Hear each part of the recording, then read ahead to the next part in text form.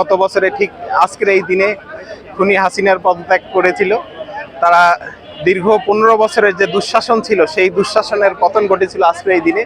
আজকের এই দিন সারা বাংলাদেশের সকল মাপাবর ছাত্র জনতার সকলের জন্য আনন্দময় একটা দিন। তারই অংশ হিসাবে ইসলামী ছাত্র শিবির আজকে এই র্যালি আয়োজন করেছে। আমরা এই র্যালির মধ্য দিয়ে যে বার্তা দিতে চাই, যে উদ্দেশ্য নিয়ে, যে প্রত্যাশা, যে স্বপ্ন নিয়ে এই আন্দোলন সংগঠিত হয়েছিল, সেই প্রত্যাশার এখনো আমরা দৃশ্যমান তেমন কোনো অগ্রগতি আমরা দেখতে পাইনি। আমরা মুক্তভাবে হয়তো কথা বলতে পারছি, কিন্তু এখন পর্যন্ত শহীদের পূর্ণাঙ্গ তালিকা প্রকাশ করা হয়নি। এখন পর্যন্ত শহীদ আহতদের পরিপূর্ণ তাদের পুনর্বাসনের ব্যবস্থা করা হয়নি। এখন পর্যন্ত খুনিদের বিচার আমরা দৃশ্যমান দেখতে পাইনি। এই দাবিগুলো আমাদের থাকবে এবং আমরা জুলাই স্পিরিটকে ধারণ করতে আমরা সমগ্র ছাত্র সমাজকে আহ্বান জানাতেই আজকের এই র্যালির আমরা আয়োজন করেছি। আমাদের প্রত্যাশার জায়গা থেকে বলি যে এক বছরে আমাদের প্রশাসনিক জায়গাগুলো এখনো ফ্যাসিস্ট মুক্ত হয়নি, এখনো শহীদদের পূর্ণাঙ্গ তালিকা প্রকাশ হয়নি। এখনো আজকে হয়তোবা আমরা শুনলাম যে আজকে জুলাই ঘোষণাপত্র ঘোষণা করা হবে।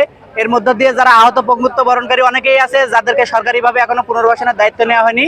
এক্ষেত্রে আমরা বলতে চাই যে এক বছর আমাদের চলে গেল, অথচ আমাদের পূর্ণাঙ্গ শহীদরা যে জীবন দিয়েছে প্রত্যাশার আলোকে আমরা এখনো পূর্ণাঙ্গ বাস্তবায়ন পাইনি। আমরা বর্তমান সরকারের কাছে আহ্বান জানাবো যে জুলাইয়ের স্পিরিটকে ধারণ করে জুলাইয়ের যে শহীদরা আছে শহীদদেরকে সঠিক তালিকা প্রদান করে তাদের অধিকার নিশ্চিত করা এবং যারা আহত আছে গাজী আছে তাদেরকে তাদের সম্পূর্ণ অধিকার ফিরিয়ে দিতে হবে।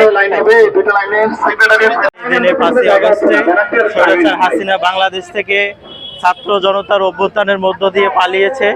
আমরা সুদীর্ঘ 1 বছর পেরিয়ে গেলেও আমরা জুলাই বিপ্লবের সঠিক জুলাই সনদ বা ঘোষণা পাই নাই। যে কোনো মূল্যে আজকের মধ্যে জুলাই সনদকে ঘোষণা দিতে হবে এবং জুলাই বিপ্লবের যে ছাত্র জনতার ঐক্য ছিল এই ঐক্যকে যে কোনো মূল্যে আগামী দিনের সকল আন্দোলন এবং এই দেশ এবং দেশের সার্বভৌমত্ব রক্ষার্থে সবাইকে ঐক্যবদ্ধভাবে কাজ করতে হবে। আমরা এটাই প্রত্যাশা করছি।